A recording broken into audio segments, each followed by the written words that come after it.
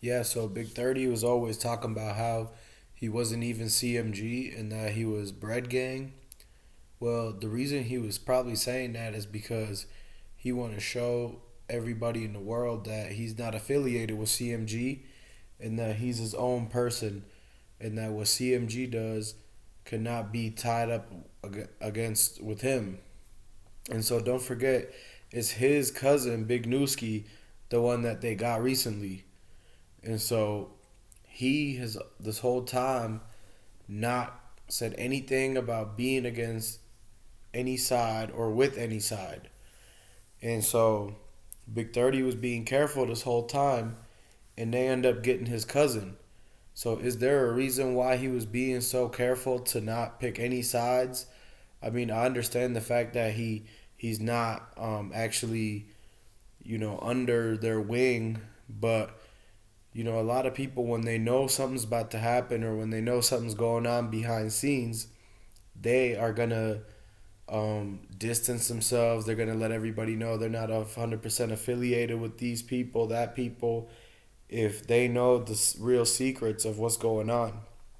So Big 30 knew that something weird was playing out, and from the beginning, he decided that he wasn't gonna claim any side of Memphis, and if anything, he was just gonna start his own little clique, so that way he could only talk about he's only gonna be tied in with his own buddies that he does his music with, and so yeah. So I don't blame Big 30 for clarifying that he's not actually CMG, but at the same time, is he trying to tell us something like CMG's about to do something or did something bad, and that's why he's not with them? Because everybody is kind of knowing CMG as the bad guys and PRE as the good guys. So if you ask me, PRE is the good guys. Because a lot of people respected Dolph. You see how Grove Hero gets that same respect, Key Glock getting that same respect because they was Dolph's right hand man. I never seen CMG do any turkey giveaways or anything like that. So as you could tell, they CMG shows themselves as the bad guys because they're always getting into it in the streets, like doing all the stuff Black Youngster does. They're always dissing. They're always having their goons running up on this person, snatching this guy's chain, doing shootings, drive-bys, like all the time. You always hear it's CMG people, and you always hear CMG people, the one who be getting caught up in the feds. They get caught with the work. They get caught with the straps, and they gotta tell. They're the ones who's telling. So CMG's the one who's doing all the bad stuff, getting in trouble and telling. It didn't make sense because if they're doing all these bad things, then how are they back out on the street in just a couple days? So they obviously are telling and stuff. When you live that kind of lifestyle, eventually they're gonna tell you, "Hey, you could sit down for this many years, or you could just tell us this what we want to hear." And a lot of those fake tough guys who they'll break their own street code, whatever they all them years in the streets they said they're loyal and they're not gonna tell. They throw that all down the drain when they're looking at 30 years, 50 years life. And so that's why I understand that Big 30 distanced himself from CMG. Now, why didn't he do anything with PRE? Because when Grove Hero tried to do something with PRE, that's when Yo Gotti's brother, Big Shug, actually was sending threats to Grove Hero because Grove Hero lived in Big Shug and Yo Gotti's neighborhood. So when he told them, "Hey, I'm the neighborhood comedian. I'm about to start doing skits with PRE," they said, "You might as well move out of town and cut ties with us." So they didn't like the fact that Grove Hero was about to get money doing skits with PRE guys, and that's the same reason why Big 30 didn't go and sign with PRE or do collabs with PRE or Dolph and any of them, because he was in the neighborhood, whereas Yo Gotti and his brother and all their people.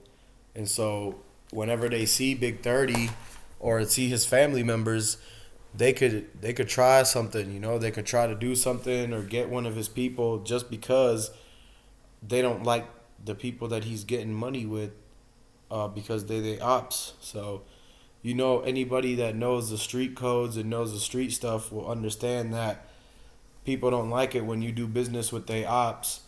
And that's how the innocent, that's how the smart guys, that's how all those real businessmen, those real good people in the community get taken out, is because they get caught up in, you know, trying to just make ends meet and make their money and feed their family, and they don't got time for all the street stuff. They're not in that lane, but they get mixed up because they doing business with this person and that person for a positive reason, but because it's so and so's ops, something end up happening to them. And you hear that story all the time where good people get gone too soon, and they're doing something positive, but some jackass comes around and ruins it for everybody by, getting on some retaliation, some street gang territory type of stuff. So yeah, those are the sad ones that you hear about. And even that one comedian who actually got popped, that was a CMG comedian. See, he was the opposite of what Girl Firo was doing, where he wasn't over here. That guy was dissing Dolph, so you can't be living in that neighborhood still in Memphis and be dissing people. Like, you know what I mean? These guys are right there. They're like in your hood, so they could pull up on you. So basically, Big 30 was distancing himself from the beginning. He had to have known something was coming up. And when something happens to his cousin, it's like, dang, man, is this what he was kind of, being careful about? Was he warning? He didn't want to end up like Pooh Shiesty, but then again, something happened to his cousin, and he was trying to make sure it wasn't something happened to him. So once we really figure out, like, what was Nuski and 30 doing, and who did they get into that want to retaliate like that?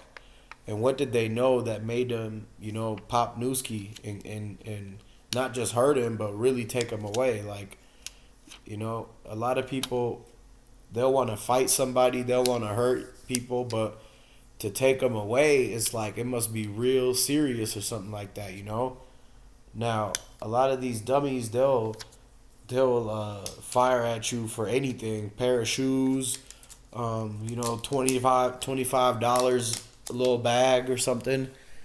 But it's just crazy because most of the time, if somebody is gonna do a hit, it's for like big money behind it, or some big guy ordered that hit, or it must have been something real personal, or they were just trying to make sure that person didn't tell, or they knew too much. So it's very interesting. But hit the comments section. Let me know what y'all think, man. Subscribe to the channel.